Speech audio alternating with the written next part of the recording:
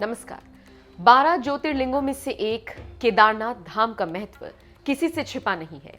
यही वजह है कि यहाँ भक्त खुद ब खुद खिंचे चले आते हैं। आस्था और भक्ति का यहाँ अद्भुत संगम देखने को मिलता है। हर कोई जानता है कि केदारनाथ मंदिर काफी प्राचीन है, लेकिन कितना प्राचीन है और कितना खास है, शायद ही इस बात से ज्यादा लोग वाकिफ होंगे। आज हम अपनी इस खबर में आपको केदारनाथ मंदिर के इतिहास से वाकिफ कराएंगे। हम उन तथ्यों से वाकिफ कराएंगे जो केदारनाथ धाम को हर धाम से अलग बनाता है। तो बने रहिए मेरे साथ अंत तक। पहले तो आप ये जान लीजिए, केदारनाथ धाम का उल्लेख स्कंद पुराण के केदार खंड में भी हुआ है। यहाँ पहुंचने वाले श्रद्धालु कण कण में भगवान शिव की उपस्थिति की अनुभूति करते हैं। लेकिन क्या आप जानते हैं, पांडवों के ऊपर भाइयों की हत्या का जो पाप लगा था, उससे मुक्ति पाने के लिए वो केदारनाथ धाम ही आए थे। तब भगवान शिव ने क्या किया था और क्यों यहाँ के शिवलिंग का आकार और शिवलिंग से अलग है, इसे जानने के लिए आपको मेरे साथ आगे तक बने रहना होगा।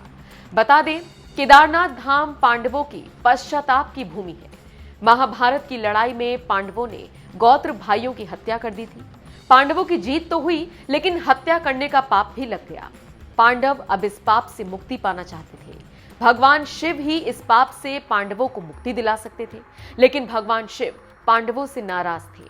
पांडवों ने हर जगह भगवान शिव की तलाश की, लेकिन भगवान शिव पांडवों को नहीं मिल रहे थे। इसके बाद पांडव केदार पर्वत की तरफ निकल पड़े। अब देखिए, पांडव तो भगवान शिव की तपस्या और उनका दर्शन पाने के लिए दर दर भटक ही रहे थे।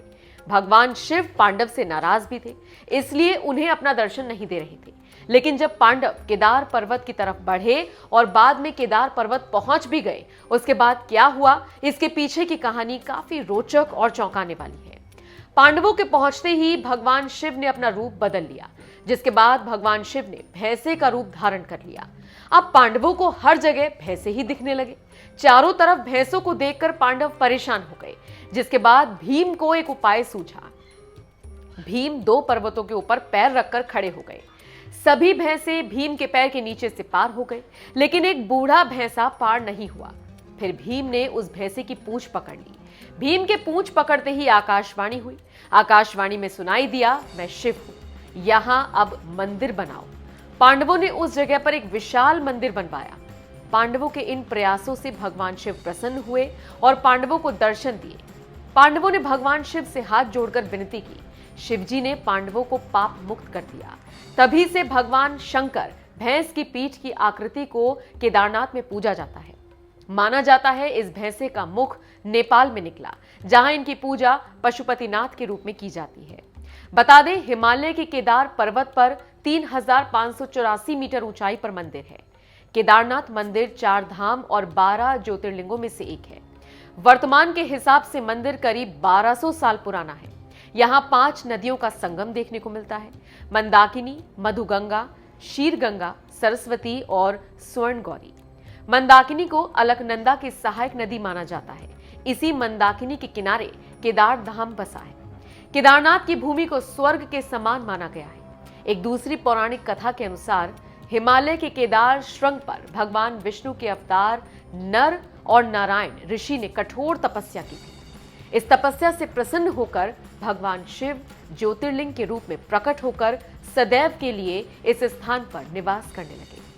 मंदिर में प्रवेश के दौरान सबसे पहले गणेश जी के दर्शन होते हैं। गणेश जी की मूर्ति तांबे की बनी है। इसी मूर्ति के आगे नंदी विराजमान है। इसके बाद सभा मंडप पड़ता है। मंडप की छत 4 बड़े पत्थरों के स्तंभों पर टिकी हुई है और पूरी छत एक ही पत्थर से बनी हुई है। इस सभा मंडप में पांडवों की मूर्ति भी बनी हुई है। इसके बाद एक छोटे से स्तंभ मंडप में पड़ेगा। इसमें मां पार्वती की मूर्ति है। इसके ठीक बाद गर्भगृह है, जहां शिवलिंग विराजमान है। केदारनाथ मंदिर में एक त्रिकोणीय पत्थर है। इस पत्थर पर मानव सिर की रचना देखने को मिलती है। इस मंदिर की खास विशेषताओं में से ये एक है। बता दें, आपदा के बाद केदार बाबा के धाम की दूरी 3 किलोमीटर बढ़ गई है।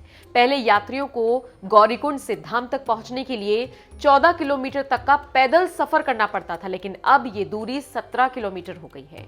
कुछ यात्री घोड़े और खच्चर पर बैठकर भी यात्रा करते हैं। केदारनाथ शिवलिंग का आकार त्रिकोण है। शिवलिंग की परिधि और ऊंचाई दोनों 12 फीट है। गर्भगृह की अटारी पर सोने की परत चढ़ी है। गर्भगृह के चारों कोनों पर 4 स्तंभ हैं। ये शिवलिंग स्वयंभू और अनगढ़ है, यानी ना तो इसे बनाया गया है और ना ही तराशा गया है। तमाम लेप लगाने के बाद भी शिवलिंग खुदरा ही रहता है। इन तमाम बातों को जानने के बाद अब सवाल ये उठता है कि आखिरकार केदारनाथ धाम को पंच केदार भी कहा जाता है, और क्यों?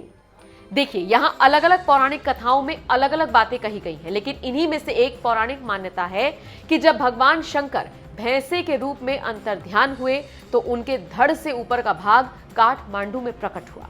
यहाँ पशुपतिनाथ का मंदिर स्थित है।